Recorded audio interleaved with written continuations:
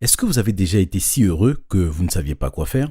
Que vous ressentiez tellement de joie que vous aviez juste envie de crier parce que, que pouviez-vous faire d'autre? C'était le meilleur vendredi de toute ma vie. Je n'arrivais pas à croire qu'elle m'ait souri et donné son numéro. Je n'avais jamais eu assez d'audace pour aller chercher ce que je voulais, si vous voyez ce que je veux dire. Mais alors que je regardais Emma pendant le cours de littérature ennuyeux de M. Hellman, j'ai ressenti une étincelle en moi et un besoin de lui envoyer un petit mot. J'ai écrit « Salut, je ne peux pas m'empêcher de te regarder. Je t'apprécie depuis un moment. Est-ce que je peux avoir ton numéro ?» Je m'attendais à ce qu'elle le jette, mais elle m'a renvoyé un mot. Je ressens la même chose. Il a écrit son numéro en bas. J'ai sorti mon téléphone et je lui ai tout de suite envoyé un message pour être sûr qu'il ne plaisantait pas. Elle a répondu avec un emoji souriant, puis s'est tournée vers moi et m'a souri. Alors, j'étais sûr que c'était bien elle. En rentrant à la maison, j'avais envie de danser dans la rue. J'ai ouvert la porte et je me suis écrié « Je suis rentré! Qu'y a-t-il pour le dîner ?» Devinez quoi? Je n'ai pas besoin de manger parce que je suis amoureux. Elles m'ont toutes regardé en levant les yeux au ciel. « Salut Kevin » a dit Gloria. Gloria et Chelsea sont mes deux grandes sœurs jumelles. Elles se ressemblent tellement que seule ma mère et moi pouvons les différencier. Elles ont les cheveux noirs et les yeux verts mystérieux, tout comme ma mère. J'ai les cheveux roux et les yeux bleus, un peu comme Chucky mais un peu plus beau. Quand j'avais environ 5 ans, mon père est parti et je ne l'ai jamais revu. Il n'y a que nous 4. On dirait bien que je suis l'homme de la maison maintenant. Je me suis dirigé vers la table de la salle à manger où mes sœurs jouaient à un étrange jeu de société. « Pourquoi es-tu si enthousiaste ?» m'a demandé Gloria. « Eh bien, on dirait que l'amour de ma vie partage mes sentiments. » ai-je répondu. « Oui, et je suis un bol de tomates, » a ri Chelsea. « Non, les filles, je suis sérieux. Cette fille pour qui j'ai un faible depuis la 6e m'a donné son numéro et m'a souri, » ai-je répondu. « Ça veut rien dire, » a dit Gloria d'un air renfrogné. Elles avaient toutes les deux l'air contrariées. J'essayais de ne pas trop m'appesantir là-dessus parce que les filles sont comme ça parfois. J'ai oublié le dîner et je suis allé tout droit dans ma chambre pour envoyer un message à Emma. Je lui ai demandé si elle aimerait aller au cinéma avec moi le lendemain.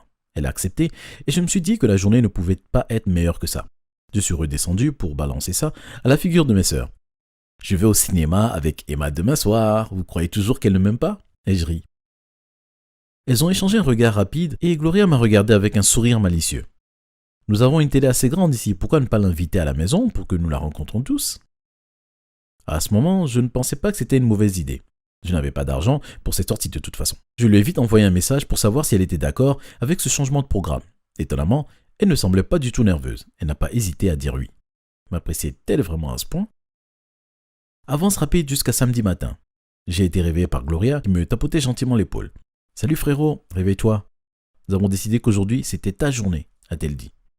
« Quoi ?» ai-je répondu en me frottant les yeux. « Tiens, nous t'apportons ton petit déjeuner au lit, avec tout ce que tu préfères, des pancakes, du bacon et plein d'autres choses, » a dit Chelsea. « Est-ce que c'est mon anniversaire? Je l'ai oublié ?» ai-je dit. Je croyais que je rêvais encore. Elles ont posé un plateau avec tout ce que j'aimais sur mon lit. J'ai pris un verre de jus d'orange et j'en ai renversé un peu sur mon oreiller. « Ne t'inquiète pas, je m'en occupe. » Gloria s'est précipitée et l'a essuyé avec une serviette. Après avoir fini mon petit déjeuner, elles m'ont frotté la bouche et ont emmené le plateau vide. Nous serons vite de retour. Nous allons juste finir tes lessives et faire toutes tes corvées. Puis nous nettoierons ta chambre et te ferons peut-être une pédicure, a dit Chelsea en souriant, puis elles sont sorties. J'étais vraiment confus, mais content. Enfin, ne le seriez-vous pas?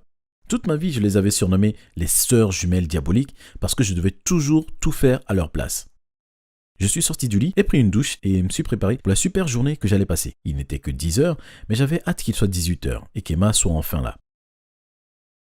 Je me suis assis et je me suis attelé à mes devoirs de maths.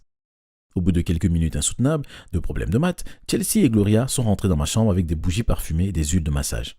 « Les filles, est-ce que vous avez perdu la tête ?» ai-je demandé. « Non, nous t'emmenons le spa dans ta chambre.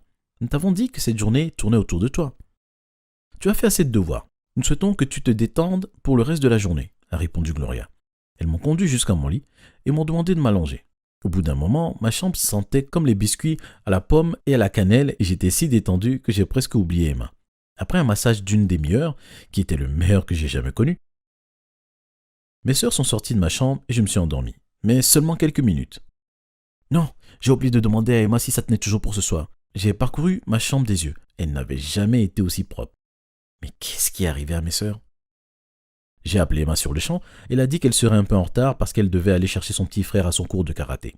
Je suis allé dans le salon et je me suis assis sur le canapé entre mes sœurs. Elles m'ont tout de suite donné la télécommande et m'ont dit que je pouvais regarder ce que je voulais. C'était vraiment bizarre aussi, parce qu'elles ne me laissaient jamais regarder ce que je voulais.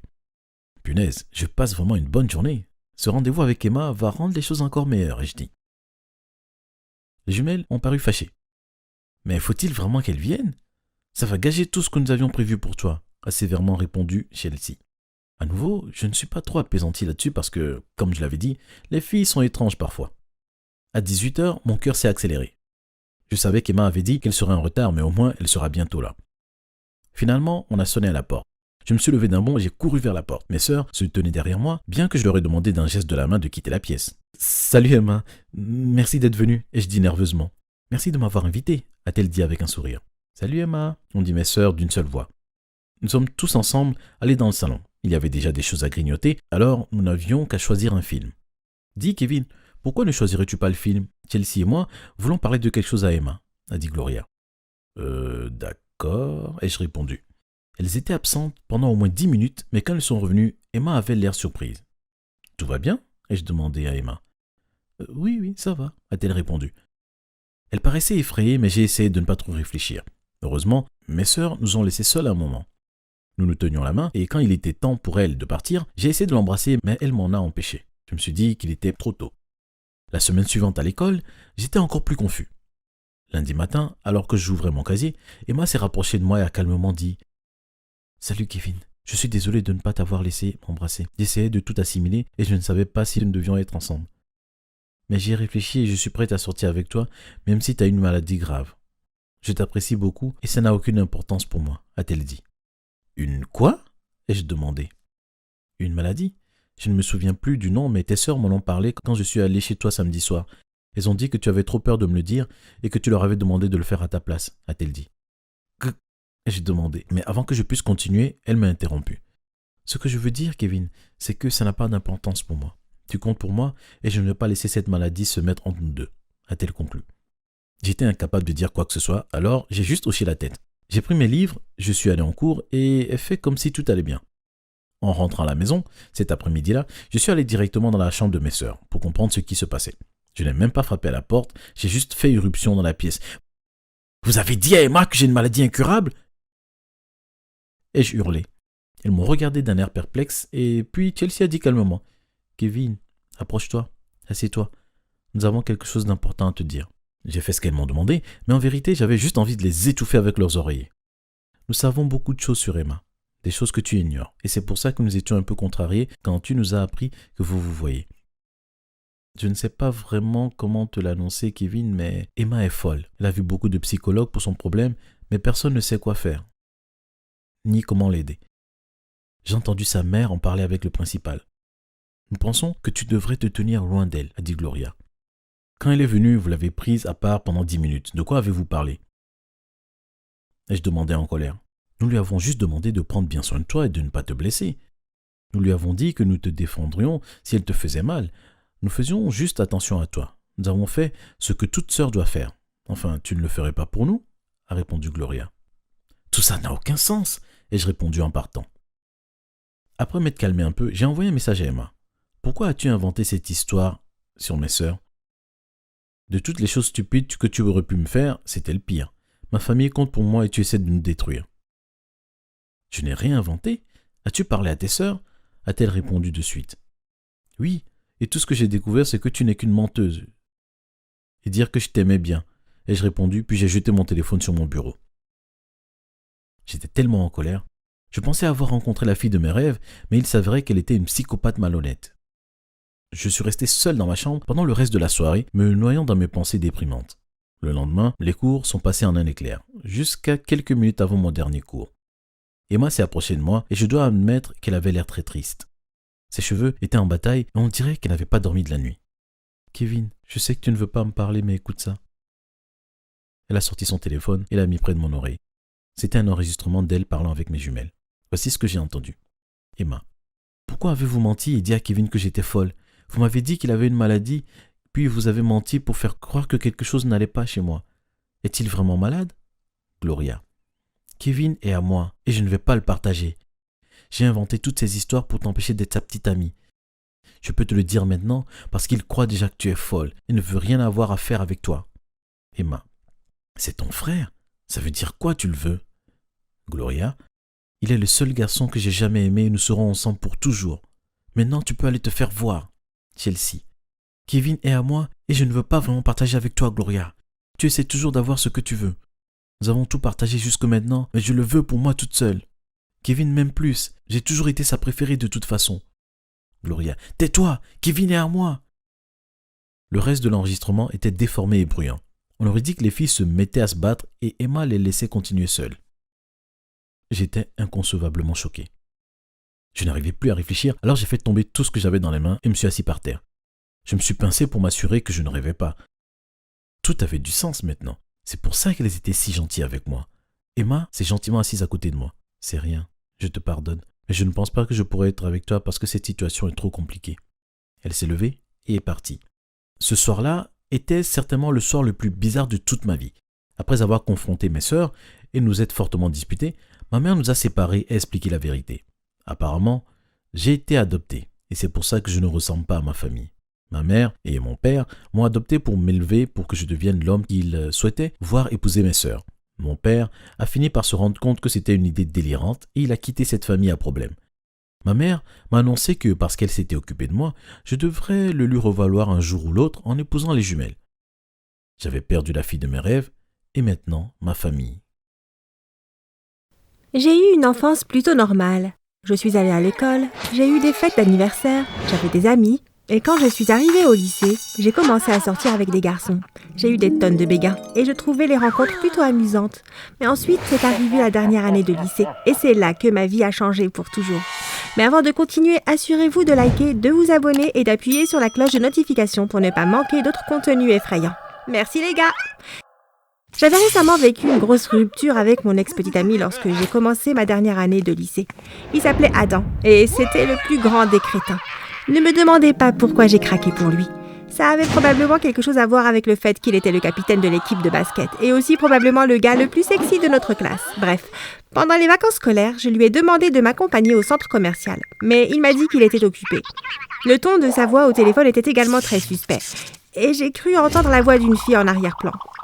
Je me suis immédiatement précipitée chez lui et je l'ai surpris en train de me tromper. Il embrassait notre fille de ma classe. Eh bien, je n'allais pas le supporter. J'ai rompu avec lui sur le champ et je m'en porte d'autant mieux. Il a toujours été assez méchant et avait tendance à me comparer à des filles plus minces et plus jolies que moi. Pas que ça ait de l'importance, mais ces mots ont quand même fait mal. Quoi qu'il en soit, lorsque les vacances scolaires ont été terminées et que l'année de terminale était sur le point de commencer, je m'étais remise de ma rupture avec Adam et j'étais prête pour une bonne relation saine, contrairement à la relation toxique dont je venais de souffrir. Le truc, c'est que tout le monde dans ma classe était soit pris, soit un débile comme Adam. Il semblait que j'allais passer ma dernière année de lycée comme une femme seule. Jusqu'à mon premier cours d'histoire, parce que c'est là que je l'ai repéré. J'étais en classe, en train d'écrire des notes pendant que le professeur parlait avec sa voix traînante. Et j'ai remarqué qu'il y avait un nouvel élève dans notre classe. Il était assis dans un coin tout seul. Et quand j'ai posé les yeux sur lui pour la première fois, j'ai senti mon cœur s'arrêter de battre. Il était magnifique. Probablement le plus bel homme que j'ai jamais vu. En personne, du moins. Il était encore plus beau qu'Adam. Et ça veut dire quelque chose. Mais il avait aussi l'air vraiment timide. Et il semblait être le genre de gars qui était maladroit. J'ai eu pitié de lui et j'ai décidé de l'aider pour son premier jour d'école. À la fin du cours, je me suis approchée de lui et me suis présentée. « Salut, je m'appelle Mandy. » Et je dis « Tu t'appelles comment ?» Le gars semblait choqué de me voir lui parler. « Oh, salut, je suis Callum. »« Ravi de te rencontrer, Callum. Tu viens d'emménager ici ?»« Oui, juste la semaine dernière en fait. C'est assez éprouvant pour les nerfs d'être le petit nouveau. » a-t-il dit nerveusement. J'ai souri. « Ne t'inquiète pas, je vais t'aider. Viens, je vais te présenter à mes amis. » Et après cette première rencontre, nous avons eu un énorme béguin l'un pour l'autre. Peu de temps après, littéralement moins d'une semaine après qu'il ait commencé l'école, je lui ai demandé de sortir avec moi et il a dit oui. J'étais si heureuse et j'étais prête à tourner la page sur Adam et tous mes autres horribles ex-petits amis. Je l'ai emmené dans un parc d'attractions à proximité et on s'est éclaté. C'était tellement amusant et c'était si facile de parler avec lui. Je ne me suis pas sentie gênée comme parfois avec mes anciens petits amis. Avec Callum, c'était si facile. Tout était parfait. Il me traitait toujours bien et je pouvais lui faire confiance pour n'importe quoi. Il était drôle aussi. C'était le petit ami parfait. Mais je suppose que j'aurais dû réaliser que c'était un peu trop parfait. Nous sortions ensemble depuis environ 2 mois quand quelque chose est arrivé qui a tout changé. Nous étions à une fête et j'étais avec ma meilleure amie et son petit ami. Callum était là aussi. Ils discutaient de leurs ex et ils partageaient toutes sortes d'histoires. Et toi? Mon meilleur ami a demandé à Callum. Et tes ex? Je n'ai eu que 2 ex, a dit Callum. Oh, dis-nous tout sur elles. Callum s'est éclairci la gorge. Eh bien, leurs noms étaient Holly et Samantha. Elles étaient bien, je suppose. Je ne suis sortie avec elles que pendant quelques mois dans mon ancienne école. Puis il a gloussé. Mais elles ne sont rien comparées à Mandy. Il a souri et je me suis penchée pour l'embrasser sur la joue. Tu vois, je t'ai dit que les choses étaient trop parfaites. Eh bien, quand je suis rentrée de la fête et que j'ai dit au revoir à Callum, j'avais encore ces 2 noms en tête, Holly et Samantha. Callum avait semblé dédaigneux lorsqu'il avait cité les noms de ses ex-copines, mais je voulais en savoir plus sur elles, pour une raison quelconque. J'étais curieuse. Je sais, ce n'est probablement pas une façon saine d'agir dans une relation, mais je ne vais pas mentir. Alors j'ai fini par chercher leurs noms. Je n'avais pas leur nom de famille, alors j'ai juste tapé l'école où Callum était allé, et bien sûr, un article est apparu sur elles. Mais ce que j'ai vu m'a fait décrocher la mâchoire. 2 filles sont maintenant disparues de l'école Sunway, disait l'article. J'étais choquée. Disparues? Pourquoi Callum ne l'avait-il pas mentionné? J'ai cliqué sur l'article qui disait Holly Anderson et Samantha Carey ont disparu depuis plus d'1 an et il se trouve qu'elles fréquentent la même école. Les enquêtes de police n'ont mené à rien, mais les parents espèrent toujours retrouver leur fille. Les amis disent que ce n'est pas le genre d'Holly ou de Samantha de disparaître comme ça. Nos espoirs et nos prières vont aux familles des disparus. Je n'arrivais pas à croire ce que je lisais. Les 2 ex de Callum ont disparu. C'était une étrange coïncidence. Une petite voix au fond de ma tête me disait que ce n'était peut-être pas une coïncidence. Oh mon Dieu! Et si Callum avait quelque chose à voir avec leur disparition? Mais ensuite, j'ai ri de cette pensée. Pas du tout. Callum ne ferait pas de mal à une mouche. Il était gentil et doux. Et je n'arrivais pas à croire que je puisse même envisager la possibilité qu'il ait pu faire du mal à ses ex-copines. Mais quand même, c'était étrange qu'il n'ait pas mentionné leur disparition. Cela aurait été l'histoire parfaite à partager lors de la fête. Mais je suppose qu'il était peut-être encore sous le choc de la disparition de ses ex.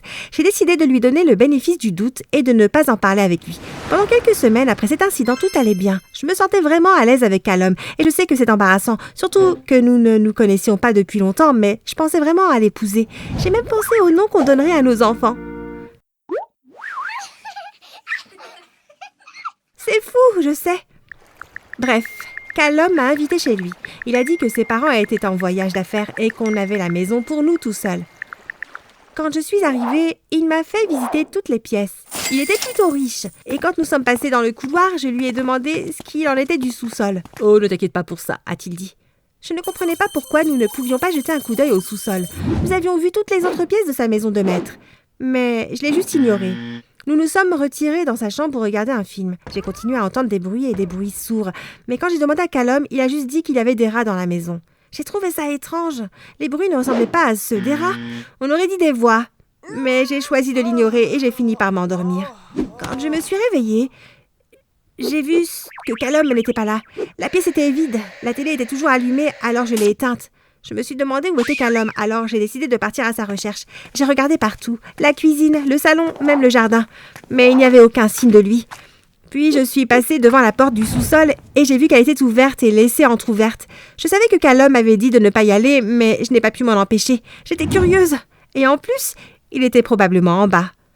J'ai descendu les escaliers, chaque pas grinçant sur l'escalier en bois. Il faisait complètement noir en bas. Je ne pouvais rien voir. Finalement, j'ai réussi à trouver un interrupteur. J'ai allumé l'interrupteur, mais ce que j'ai vu m'a retourné l'estomac. Le sous-sol était plein de poupées. Je ne serais pas surprise s'il y en avait 1 millier dans ce petit sous-sol. Elles étaient soigneusement empilées sur des étagères, sous leurs yeux effrayants me regardant droit dans les yeux. C'était le genre de poupées que l'on voit chez les antiquaires, ainsi que dans les films d'horreur. Elles commençaient à me faire peur. Pourquoi y avait-il tant de poupées ici? Ça n'avait aucun sens. Je marchais dans un état second. Il y avait sûrement une explication logique à cela. Peut-être que ses parents étaient des fabricants de poupées. Mais alors pourquoi étaient-elles au sous-sol? Je me suis avancée et j'ai repéré 2 poupées qui étaient entourées d'une enveloppe de verre et sur lesquelles brillait une lumière spéciale. C'était comme le genre de choses que l'on voit dans un musée, sauf qu'à l'intérieur, il n'y avait pas un artefact ancien, mais 2 vieilles poupées. J'ai regardé de plus près et j'ai été choquée de voir qu'ils avaient une étiquette avec leur nom. Celle de gauche s'appelait Holly et celle de droite s'appelait Samantha. J'avais envie de vomir. Holly et Samantha, les ex de Callum qui avaient disparu. Ce n'est pas une coïncidence si ces poupées portent leur nom. Je commençais à avoir vraiment peur et j'ai soudainement voulu partir d'ici tout de suite. Je me suis retournée pour remonter l'escalier et rentrer chez moi, mais j'ai vu que la porte avait été fermée. Et là, il y avait Callum. Callum ? Et je demandais nerveusement « Qu'est-ce qui se passe ?» Callum a souri, mais son sourire était mauvais. J'ai senti mon cœur battre rapidement alors qu'il descendait les escaliers vers moi. « Je vois que tu as trouvé ma petite collection, » a-t-il dit. « Pourquoi ces poupées portent-elles le nom de tes ex ?» ai-je demandé. « Et pourquoi tu ne m'as pas dit que tes ex avaient disparu ?» Callum a gloussé. « Oh, eh bien, tu vois, c'est une sorte de passe-temps pour moi. Je collectionne les poupées depuis un moment maintenant. Et quand une fille rompt avec moi, je ne peux pas supporter de m'en séparer. Je les aime toujours trop, alors je les garde dans cette poupée. » Qu'est-ce que tu veux dire ? Les garder dans la poupée ? Tu es fou ! Ai-je crié. Je piège leur âme, a-t-il dit. Je prends leur âme et je la mets dans leur poupée et je peux les garder pour toujours alors. C'est ça ? Ai-je dit. J'en ai assez. Je rentre à la maison et c'est fini. J'en ai fini avec toi. Callum avait l'air triste. Et ensuite il s'est éclairé. Oh, c'est bon, parce que maintenant tu peux rejoindre Holly et Samantha. Soudain, il s'est jeté sur moi, mais j'ai réussi à m'écarter. Il a essayé de me tuer. J'ai crié et j'ai couru à l'étage. Il m'a attrapée par les jambes et je suis tombée. Mais j'ai eu une idée soudaine et j'ai décidé de détruire ces étagères soigneusement remplies de poupées. Je les ai toutes poussées au sol et Callum a crié de douleur en voyant que ses précieuses poupées étaient endommagées. Pendant qu'il pleurait pour ses poupées, je suis sortie de la maison en courant et j'ai continué à courir. J'ai réussi à rentrer chez moi, à prévenir mes parents qui ont immédiatement appelé la police. Il s'est avéré que Holly et Samantha étaient toujours en vie. Elles étaient coincées dans une pièce secrète de la maison de Callum. Les bruits que j'avais entendus avant étaient des appels à l'aide. J'étais reconnaissante qu'elles soient en vie, mais aussi tellement désolée qu'elles aient dû souffrir si longtemps. Callum a été arrêté pour avoir kidnappé les autres filles et m'avoir attaqué, et il est maintenant en prison. Je dois dire que je ne m'attendais pas à ce que Callum soit un tel dérangé. Je suppose que cela montre que les apparences peuvent être trompeuses, alors assurez-vous d'être toujours prudent avant d'entrer dans la maison de quelqu'un. Ou de sortir avec lui d'ailleurs.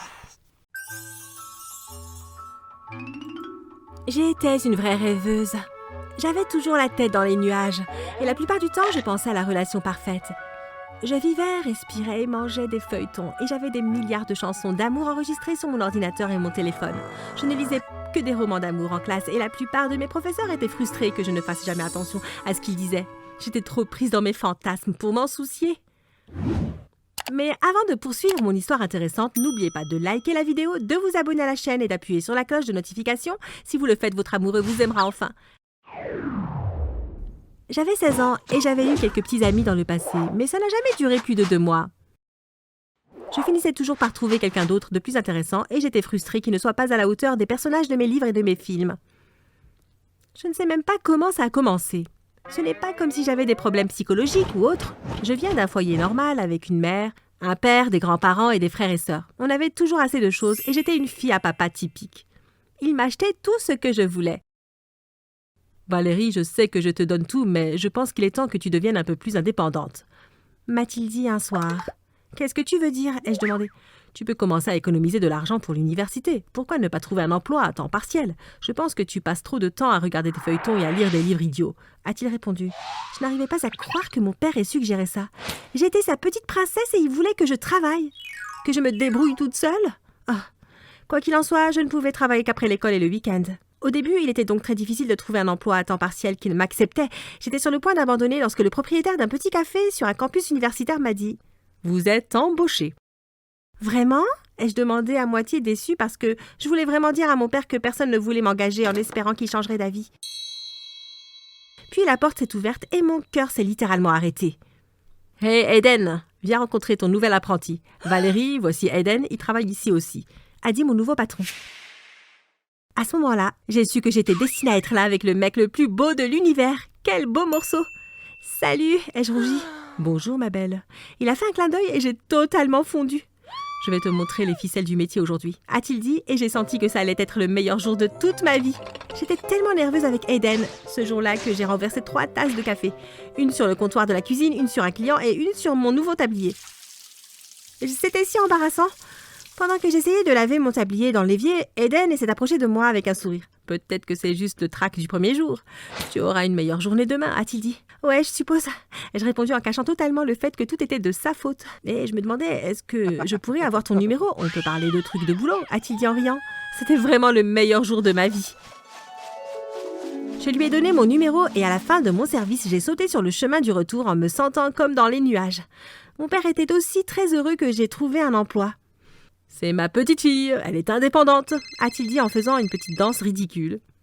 Cette nuit-là, Eden a appelé. Nous avons parlé pendant environ 2 heures d'affilée. J'ai découvert qu'il était étudiant sur le même campus que celui où nous travaillons.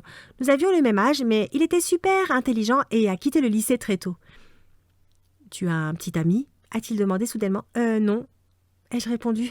« Je sais que c'est bizarre parce que je viens de te rencontrer aujourd'hui, mais est-ce que tu aimerais sortir avec moi un jour ?» a-t-il demandé. « Ouais, » ai-je dit. « Presque trop vite. »« Merveilleux » a-t-il répondu. Eden et moi sommes allés à un concert ce week-end, puis nous sommes rentrés chez lui pour regarder un film. C'était parfait, et je ne pouvais pas m'empêcher de le regarder dans les yeux. Il semblait qu'il ressentait la même chose pour moi aussi. Je le voyais tous les jours quand je travaillais au café, et nous avons continué à nous fréquenter régulièrement. Finalement, il m'a demandé d'être sa petite amie, et j'ai dit oui. J'étais presque certaine qu'il était le bon pour moi. Il était parfait. Je ne sais pas si c'est parce que je me suis précipitée dans une relation trop rapidement, mais au bout d'un moment, j'ai commencé à remarquer des choses chez lui qui n'étaient pas si parfaites. J'étais dans sa chambre un après-midi. On venait de finir de jouer aux jeux vidéo et j'ai décidé de faire une sieste. Il était juste à côté de moi, jouant sur son téléphone. J'ai fermé les yeux pendant quelques minutes, mais je n'arrivais pas à m'endormir. J'ai ouvert légèrement les yeux et j'ai remarqué qu'Eden était en train de parcourir son fil Instagram. Mais il a quelque chose d'étrange. Chaque photo est celle d'un mannequin super sexy. Ces filles étaient incroyablement belles. Mais vous savez quoi? Il a aimé chaque photo. J'étais tellement en colère. J'ai ouvert les yeux et lui arraché le téléphone. « Je ne suis pas assez bien pour toi ?» ai-je crié. « Qu'est-ce que tu veux dire? Je ne fais que scroller innocemment sur Instagram. Qu'est-ce qui ne va pas chez toi ?» a-t-il demandé en essayant de me faire croire que c'était moi la folle. J'ai fait défiler encore un peu et j'ai vu des centaines d'autres belles filles. J'ai vérifié quel compte il utilisait et j'ai réalisé qu'il s'agissait d'un compte secret dont je n'étais pas au courant. « Pourquoi as-tu ce compte et pourquoi me caches-tu des choses? »« Je te déteste !» ai-je crié, puis jeté son téléphone sur le sol. Puis je suis sortie de chez lui et je suis rentrée chez moi. On ne s'est pas parlé pendant 2 semaines entières. C'était extrêmement gênant au travail. Puis un jour, il a envoyé une 12aine de fleurs chez moi, avec un mot qui disait « Je suis vraiment désolée ». On peut parler? Oh, quelqu'un t'a envoyé des fleurs? Pourquoi tu ne l'invites pas à venir? A dit ma mère innocemment. J'étais ennuyée, mais je l'ai quand même appelé. Merci pour les fleurs. Tu peux venir chez moi plus tard pour parler. Il est temps pour toi de rencontrer mes parents de toute façon, ai-je dit. Il a accepté. Quand il est venu plus tard, toute ma famille attendait pour le rencontrer. Je ne leur ai jamais parlé de notre dispute, bien sûr. Ils avaient juste l'impression que c'était mon petit ami. Quand nous étions enfin seuls dans ma chambre, il a dit « Eh bien, j'ai un problème. En fait, je ne suis même pas sûre que ce soit un problème. Je suis obsédée par les mannequins. J'aime leurs cheveux, leurs lèvres, leur corps, leurs vêtements, tout. C'est une véritable œuvre d'art. Et j'aime les regarder. Ça ne veut pas dire que je t'aime moins, mais elles étaient en quelque sorte là, avant toi. Ça a toujours été mon truc. Pourtant, tu es tout ce dont j'ai besoin. Mais si je suis tout ce dont tu as besoin, pourquoi alors tu suis ces mannequins? Ai-je demandé. C'est une addiction, je suppose. Je ne peux pas m'arrêter, a-t-il répondu tristement. Nous avons décidé de donner une seconde chance à notre relation, mais j'étais toujours déprimée par sa dépendance. Je n'arrêtais pas de me demander si quelque chose n'allait pas chez moi. Je ne me sentais pas aussi jolie que les autres filles. Que pourrais-je faire pour être assez bien pour lui? Je n'arrêtais pas de penser. C'était mon homme parfait, après tout, je ne voulais pas le perdre. Alors un jour, j'ai senti que je n'avais pas le choix. J'ai créé un nouveau compte Instagram et j'ai commencé à réfléchir à des poses suggestives que je pourrais poster. J'ai pris tous mes beaux vêtements et j'ai pris des centaines de photos. J'ai posté les plus chaudes et envoyé le compte à mon petit ami. J'ai attendu un moment sa réponse. Mon téléphone a sonné. « Waouh, Valérie, j'adore ta nouvelle page. Je ne savais pas que tu pouvais être aussi sexy. Waouh !» a-t-il dit. « Alors ça te plaît ?» ai-je demandé. « J'adore ça. Je vais partager ta page avec tous mes amis. Tu vas faire un tabac. Le nouveau modèle Instagram en ville !» a-t-il dit. J'étais un peu surprise que mon petit ami veuille partager mes photos avec ses amis, mais j'ai essayé de ne pas trop y penser. Avant de m'en rendre compte, j'avais 500 followers et ça a vraiment nourri mon ego. J'ai décidé que je devais poster plus de photos pour obtenir plus de likes et de followers. C'est ce que j'ai fait. Ma relation avec Eden s'améliorait. Il semblait très fier d'être en couple avec moi. Chaque fois que nous sortions, il parlait aux gens de ma page Instagram et leur demandait de la suivre. Puis un soir, après le travail, il s'était assis à côté de moi pendant que je buvais une tasse de café. « Valérie, je pense que tes photos deviennent un peu, ennuyeuses, » a-t-il dit. Qu'est-ce que tu veux dire? Ai-je demandé. Eh bien, les modèles ne couvrent généralement pas tout, si tu vois ce que je veux dire. Tes poses sont agréables et tes vêtements sont aussi... mais as-tu déjà envisagé de poser pour des maillots de bain? A-t-il répondu. J'ai toujours été un peu timide et je n'aime pas montrer trop de peau. Tu le sais, Aiden, ai-je dit déçu. Eh bien, je pense que tu devrais juste les essayer et tu verras à quel point tu as tort. Tu n'as pas à être gêné, crois-moi. Je t'ai acheté quelques bikinis et tu peux venir maintenant pour les essayer. Je vais prendre les photos, a-t-il dit. Je suis allée chez lui et j'ai essayé le premier. C'était un maillot de bain noir. Il m'a demandé de poser et il a pris quelques photos. Tu vois, tu es si belle. Je pense que tu devrais poster ça tout de suite, a-t-il dit. J'ai regardé la photo et je n'étais pas entièrement convaincue, mais je l'ai quand même postée parce que je ne voulais pas qu'il soit en colère contre moi. Cette photo a reçu des milliers de likes en quelques heures et le nombre de mes followers a augmenté. Il m'a convaincue d'essayer les autres maillots et j'ai pris de nombreuses autres photos. La semaine suivante, nous sommes allés à la plage juste pour que je puisse poser avec. Après avoir posté ces photos, j'ai reçu des emails de sociétés de bikini. Ils voulaient m'envoyer leurs affaires pour que je puisse les photographier et promouvoir leur marque. Ils ont proposé de payer 100 $ pour chaque photo. « Oh mon Dieu, c'est génial, tu as des maillots de bain gratuits et de l'argent !» a dit mon petit ami. Il semblait plus heureux que moi. C'est ainsi que j'ai commencé à gagner de l'argent en faisant quelque chose que je n'aimais pas vraiment. Aiden m'a convaincue de lui en donner. Il a dit que s'il n'avait pas été là, je n'aurais pas eu ces opportunités en premier lieu. Je me suis dit qu'il avait raison. Je n'aurais jamais fait ça toute seule. Apparemment, les mecs aiment vraiment les photos en maillot de bain. Avant de me rendre compte, j'avais plus de 200 000 adeptes. Aiden était si heureux et un jour, au milieu d'une séance photo, il a eu une autre idée. J'ai entendu dire qu'il y a une agence de mannequins en ville. Ils recherchent de belles femmes. L'audition est demain à 10h du matin, a-t-il dit. Mais j'ai l'école, ai-je répondu. Ça ne fera pas de mal de manquer un jour. Allez, je choisirai les tenues, a-t-il dit et j'ai fini par accepter. Le lendemain, j'ai fait quelque chose que je m'étais jamais imaginé faire. Marcher en maillot de bain devant un groupe d'inconnus qui jugeaient mon visage et mon corps. Et vous savez quoi? J'ai été embauchée. Le salaire était presque 10 fois supérieur à celui que je gagnais dans le café. On ne pourra plus jamais travailler ensemble, ai-je dit tristement. C'est pas grave, tu nous fais gagner tellement plus d'argent, a-t-il répondu. J'ai commencé à sécher l'école pour aller à des séances de photos. J'étais très en retard et mes notes chutaient. Mais j'étais heureuse, je pense que parce que j'avais le petit ami parfait et que je gagnais beaucoup d'argent. Je pensais que parce que j'étais devenue mannequin, il était plus obsédé par moi que par n'importe qui d'autre. Il m'a dit qu'il avait supprimé sa page Instagram secrète et qu'il ne suivait plus ses femmes. Je l'ai cru. Jusqu'à... Aiden et moi étions dans sa chambre en train de parler et il s'est levé pour aller aux toilettes. J'ai touché mon oreille et j'ai réalisé que ma boucle d'oreille avait disparu. Alors j'ai commencé à regarder par terre. Je me suis agenouillée près du lit et ce que j'ai vu là-dessous était choquant. Il y avait des tonnes de magazines avec des femmes habillées de façon suggestive sur les couvertures. J'en ai sorti un et les feuilletés, c'était rempli de photos de mannequins.